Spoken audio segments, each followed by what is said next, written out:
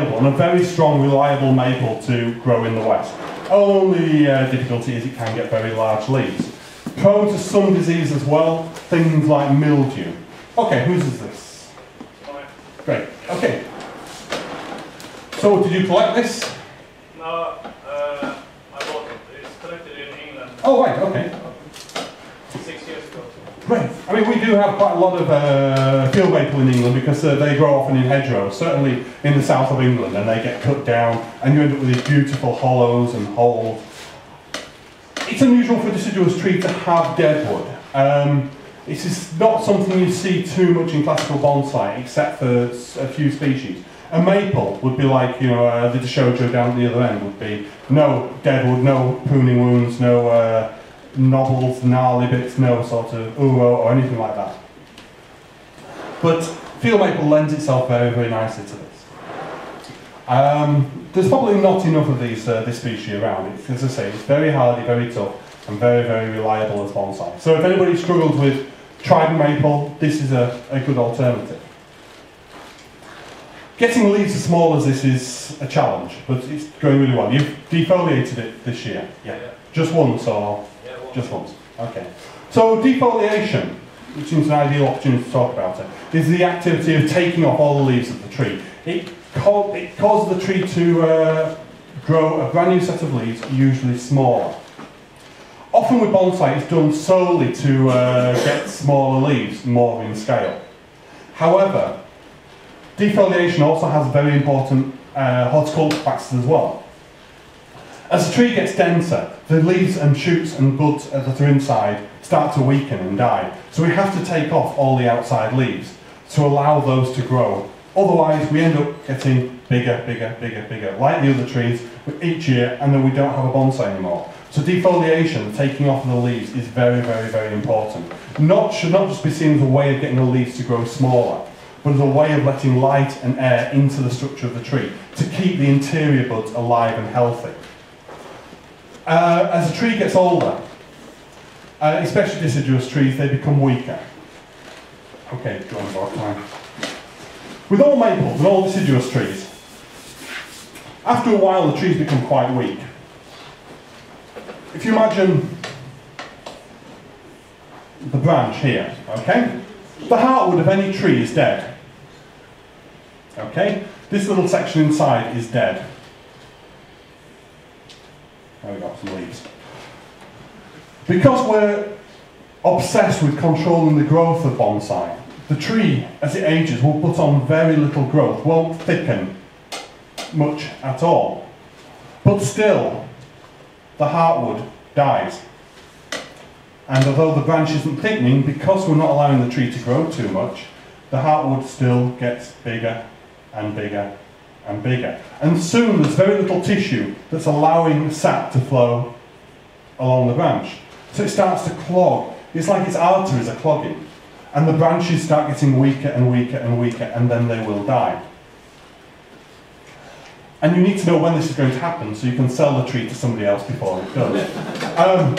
Or, with bonsai, we want to get the tree, if this is a scale, we want to start off with no years, and we want the tree to get better and better and better and better every year. Okay? But at some point, we're going to have to stop, because what will happen is the tree will get better and better and better, and then die. And it will just get weaker and weaker and weaker because we're stopping it from growing. At some point, we're going to have to step back and take the tree back a couple of years, maybe 5 years, maybe 10 years, okay?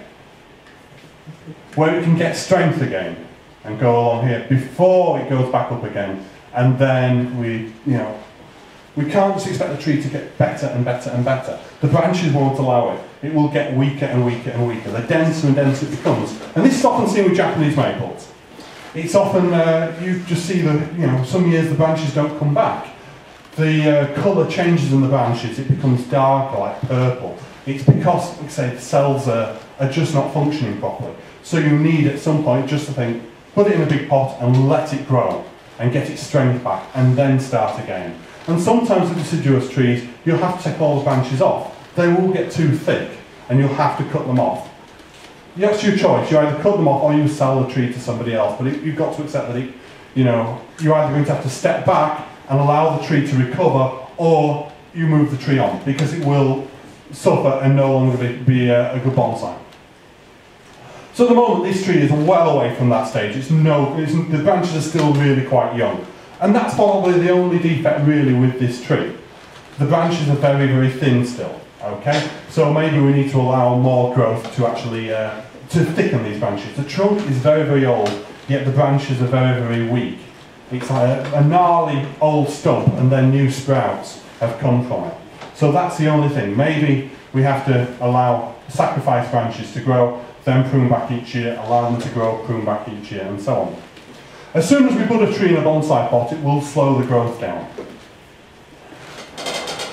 If you want this tree to develop a lot quicker, then you put it into a plastic box or even in the ground and allow some of these branches to really grow, sort of from here to the bookcase, and then prune them back. Okay, and that will thicken them up and make them more in keeping with the thickness of the trunk.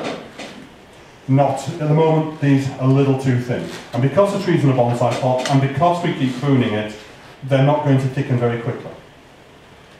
And as I said before, you want to let the branch grow, cut back to 2 buds, let the branch grow, cut those back to 4 buds, let the branch grow, 8 buds, 16, 32, 64, and so on. And then we end up with a mature looking tree.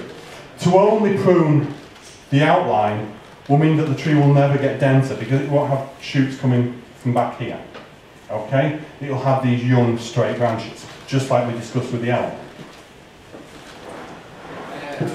Yes? If you put that in the ground, yes, I think just 1 or 2 branches will grow, yeah, as you are saying. Yes. But maybe not the one you want to. No, that's right. Okay, I mean, what we can do, as soon as you cut a branch, it's going to slow it down. So, I mean, we need to develop branches by allowing some shoots to grow. Lost the pen. Yeah, sure, it's not going to throw branches out everywhere. Although it's a field maple, so, it may do pretty well. That's our trunk again, and we've got small little shoots. As soon as we cut those, that's going to weaken. So now it's not going to grow anymore. We need to allow the branch to grow unhindered before we cut. So we wire and allow this to grow. Okay, without taking off that little top shoot, without taking off the apical bud. As soon as we do that, it stopped the tree in its path. Okay? It's happy going to put these long branches out, but as soon as we stop it, the tree's going to think, well, every time I grow a branch, something happens, I'm not going to bother. So we need to allow this to get very thick, maybe 2 or 3 years before we actually prune back. Okay? So we need to get it strong first of all.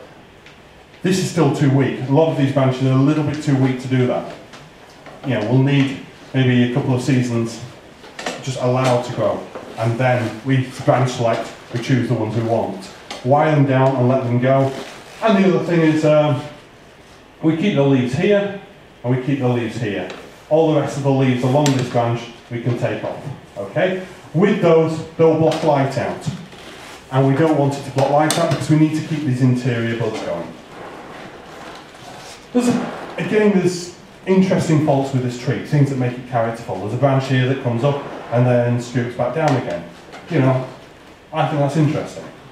I like that. It's these things which give character to the tree. Something about the pot? Yeah.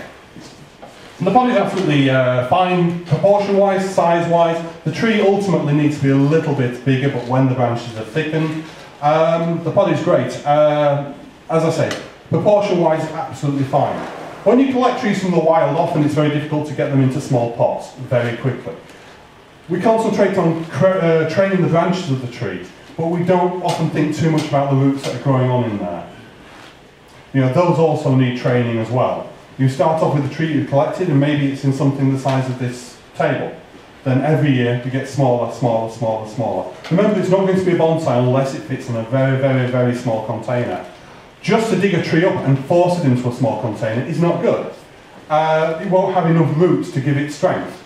Those roots also need training by pruning, just like the branches, pruning one root which becomes 2, becomes 4, becomes 8, 16, and so on. Just like with the branches, if you've got a long root and you cut it here, all you're going to get is 2 roots coming from here. It's never going to fit in a small pot. You know, at some point you are going to have to bite a bullet and prune here. So then we get 2, and then we prune them closer, and then we get 4, and then 16, and so on, and then it fits suddenly into a small pot. And this is important whenever you collect bonsai. When you collect them from the wild, you need to spend not just 2 years in a pot before working on it, you need to spend an awful lot longer working on the roots. And that can involve root grafting as well. Before you even think about putting it into a final bonsai pot. Often we put it into a final bonsai pot much too early.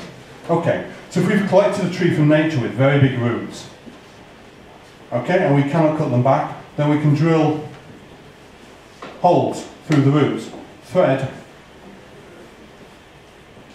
a little seedling through, okay, and allow that to thicken, and that will fuse with the root. We can cut that off, and we can cut that off, and we end up with, you know, a compact root system. And that will work with deciduous trees. With Chinese elms and some of the prunus species, some of the malus species, which grow very easily from root cuttings, if we've got the same problem here, okay, and we've got a root that we've just cut off, okay, a few little hair roots on it, we just cut that off, we can actually do exactly the same thing but without actually having any green growth on it. So we can cut that off, we can thread it through the root, a little bit of sphagnum moss, and that grows, and that will work exactly the same way, and that will work with Chinese elms. So we don't even have to have a separate plant to use. We can just use some roots from elsewhere on that tree and graft those in. Did you say that that was only for deciduous So trees? with deciduous trees, yes. With species, you know, that will work with Chinese elms very, very well, and also things like any species that can grow from root cuttings. So some things like quince, malus, things like that. With evergreen trees, it's very different. Again, if you've got a Scots pine or common juniper or any, you know, garden juniper, and you've got, again, big roots, then your only option is to use a sort of a whip of a juniper in a pot, okay, and use exactly as we said, but maybe in arch graft. Basically make a little slot in the root and then place the tree in that, and then its roots go into the soil. When that's taken, we can prune that off. That technique is very useful for reducing the height of trees. When you have bonsai which are too big, often we'll collect something, you know, beautiful sort of trunk, and then maybe it's got this dead straight section at the bottom, or even an inverse taper, because it's grown in grassland here. My pen's dying. Okay? So the tree may be too tall. Maybe very beautiful, but too tall. We can do the same here. We can put little trees in and approach graft those all around the trunk, and then when that's taken, we can cut the trunk away, and then it will fit into a very, very small pot and be a well-proportioned tree. Would that be a more safe way to do it instead of having just a ordinary layering? Yes, yeah, for older trees certainly. Okay. Yeah, it will be a combination of both, because once this is taken off, new roots will form as well. Okay. But it's safer than just doing it that way. And that technique has got many more potential, you know, much more potential. You know, you've got a cliff where there's a tree, beautiful little bonsai growing that you want to collect, with permission of course, growing out. But you've no way of getting the roots out of this rock. You can do the same thing with a little pot and a little tree, and then cut that away, and then you've collected something from, you know, that would be impossible to collect. So you can reduce the size of the tree that way. And also with species where we don't like the foliage, in other words, needle juniper or garden junipers, we can change it to, you know, into something else. We can change it into a different variety of juniper by grafting exactly the same way.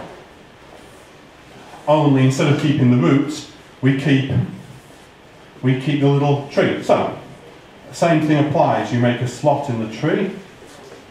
You put your little juniper in. Okay, and that takes, and then we can take that away, and now we've got a new branch grown.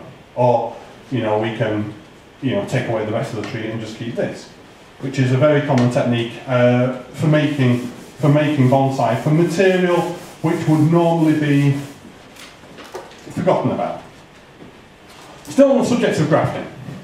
With deciduous trees, there's another way of branch grafting as well. We're probably all aware of thread grafting, where you drill a hole through the tree and then you pass a shoot through, okay? You can buy hedging material, very cheap, very thin, okay? Very sort of cheap little plants, like beech, hornbeam, hawthorn, that sort of thing, but very, very thin. And you wire them, so you end up with a trunk which does that, okay? Has a kink. And now what we can do is drill a hole in the tree and plant that in. That way, okay? And we know when that's taken because we just have to withhold water to this pot here, and if these leaves don't wither, we know it's taken and we can cut it away. And we don't have a hole that side. When you graft, I think, I thought the cambium Yes. on the tree should be on To match. To match. Yes. If you're doing silent grafting, which is where you've got like a little pine shoot, yeah, you make a little wedge shape and make a hole in the tree. The two things, the cambium here and here, need to match perfectly. But doing approach grafting where there's the roots to keep the tree alive, you don't have to be as accurate. You know, the tree will thicken and the two will fuse together themselves. So the better you do it, the quicker it will happen. But just patience and the two things will join together. Just like two trees growing in nature will bind to each other.